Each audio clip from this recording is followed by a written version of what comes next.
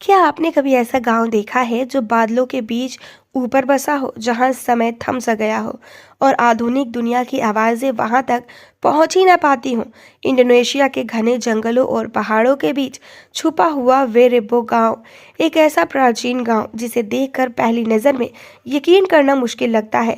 इसी तरह की और रहस्यमय जानकारी प्राप्त करने के लिए हमारे चैनल नॉलेज ट्विस्ट को आज ही सब्सक्राइब करें और बेल आइकन को प्रेस करें। यहाँ के शंकु आकार के घर, सदियों पुरानी परंपराएं और सुबह शाम बदलते लिपटा नज़ारा, सब कुछ किसी रहस्यमयी कहानी जैसा लगता है।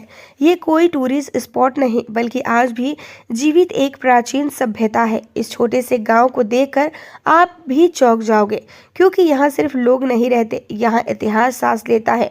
वेरेबो गांव इंडोनेशिया के फ्लोरोस द्वीप के बीच इलाके में स्थित है। ये गांव समुद्र सतह से लगभग 1200 मीटर की ऊंचाई पर बसा है और इस वजह से अक्सर इसे बादलों के ऊपर देखा जा सकता है।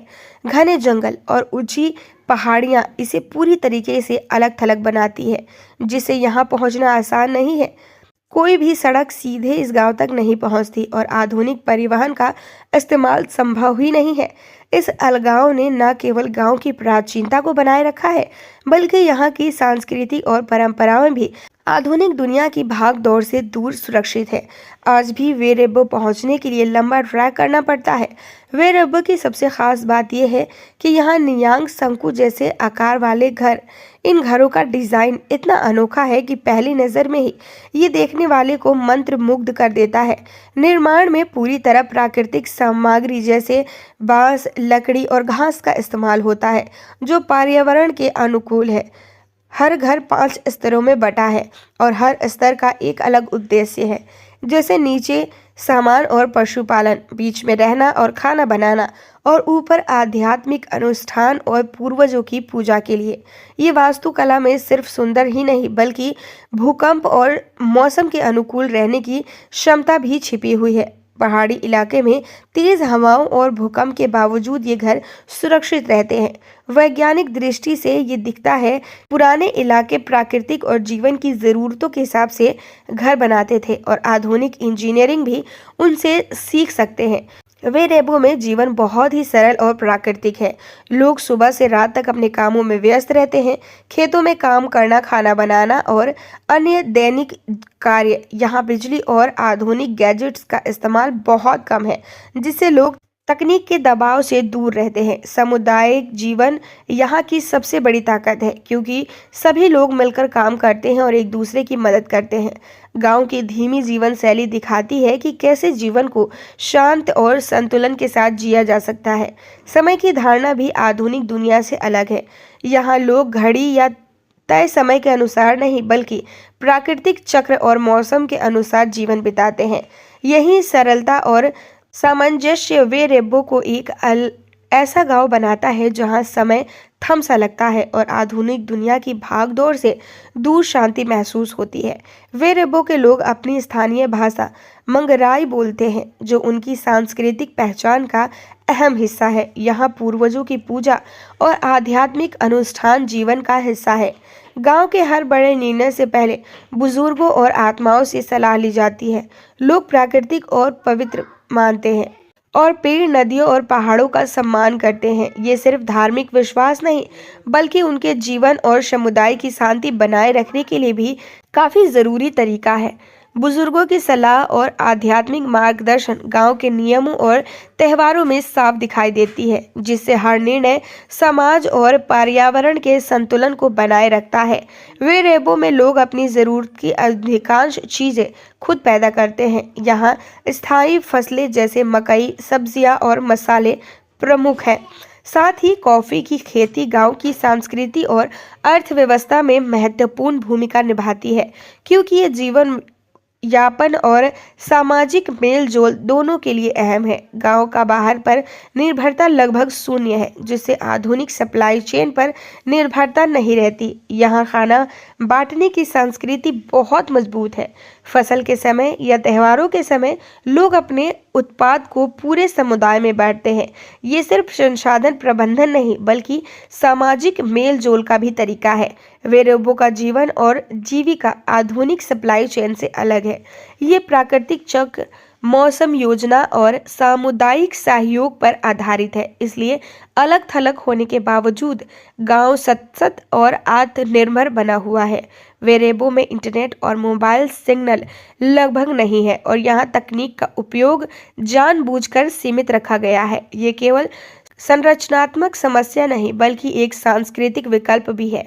बच्चे यहाँ बिना स्क्रीन और गैजेट्स के बड़े होते हैं, जिससे उनकी परवरिश प्राकृतिक और सामुदायिक केंद्रित होती है। डिजिटल दुनिया से दूर रहने का फायदा ये है कि लोग मानसिक शांति महसूस करते हैं और आधुनिक जीवन के तेज तर्रार तनाव और डिजिटल लत से बचते हैं। हालांकि कुछ लोग पूछते हैं कि क्या ये जीवन शैली भविष्य में टिकाऊ है, क्योंकि वैश्विक संपर्क और आधुनिक शिक्षा की जरूरत बढ़ रही है।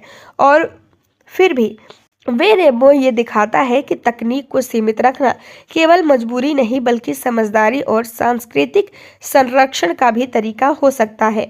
वेरेबो पर्यटन को पूरी तरह खुला नहीं रखता। तय किया कि पर्यटकों को स्वतंत्र रूप से प्रवेश नहीं मिलेगा ताकि सांस्कृतिक शोषण और पर्यावरणिक नुकसान से बचा जा सके। आने वाले लोगों के लिए एक कड़ाई से नियम वाली अनुमति प्रणाली है, जिसमें स्थानीय गाइड और बुजुर्गों की मंजूरी जरूरी है। गांव में आने वाले सभी लोग नियमों का पालन करते हैं, जैसे सम्मानजनक व्यवहार, फोटो खींचने की सीमाएं और स्थानीय अनुष्ठानों में हस्तक्षेप न करना। ये तरीका वेरेबो की प्राचीनता और असलीपन को बनाए रखने में मदद करता है। यूनेस्को मान्यता इस सांस्कृतिक धरोहर को वैश्विक ध्यान दिलाता है, जिससे जागरूकता बढ़ती है, लेकिन पर्यटक को संभलना भी जरूरी बनता है। वेरेबो की युवा पीढ़ी अक्सर आंतरिक संघर्ष का सामना करती है। एक तरफ वो अपनी संस्कृति और परंपराओं से जुड़े रहते हैं, वहीं आधुनिक शिक्षा और करियर के लिए अक्सर उन्हें गांव छोड़ने के लिए मजबूर करते हैं। कई युवा शिक्षा के लिए शहर या देश जाते हैं, लेकिन कुछ सोचते हैं कि क्या लौटकर अपने गांव में बसना संभव होगा। यह लौटना बनाम पलायन का सवाल गांव में बड़ा बन गया है। इससे साथ ही पहचान का संकट भी उभरता है। आधुनिक दुनिया के प्रभाव और पूर्वजों की परंपराओं के बीच संतुलन बनाना आसान नहीं होता। बुजुर्ग हमेशा कोशिश करते हैं कि संस्कृति, ज्ञान और मूल्य युवा पीढ़ी तक पहुंचे, लेकिन भविष्य में सांस्कृतिक जीवन रहेगी या नहीं, ये एक चुनौती है। ये सिर्फ संस्कृति की अलग और परंपरा केंद्रित गांवों में आधुनिक प्रभाव कितनी गहराई तक पहुंच सकता है। वेरेबो हमें आधुनिक जीवन के लिए कई महत्वपूर्ण सबक सिखाता है। सबसे पहले समुदाय जीवन का महत्व सामने आता है। यहाँ लोग मिलकर काम करते हैं और व्यक्तिगत स्वार्थ के बजाय सहयोग को प्राथमिकता देते हैं।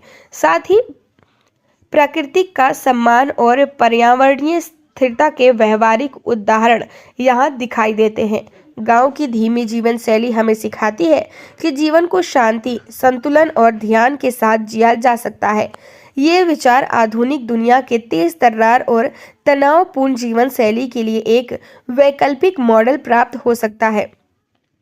इसके अलावा वेरेबो दिखाता है कि विकास केवल शहर और तकनीक नहीं बल्कि सांस्कृतिक संरक्षण, सामुदायिक जुड़ाव और प्राकृतिक संतुलन के साथ भी समाज आगे बढ़ सकता है। यही सबक हमें सोचने पर मजबूर करती है कि आधुनिक जीवन में क्या चीज़ें असली और महत्वपूर्ण हैं। अगर आपको हमारी वीडियो अच्छी लगी तो इस वीडियो को तुरंत लाइक कर दें और हमारे चैनल को सब्सक्राइब ज़रूर कर लीजिएगा।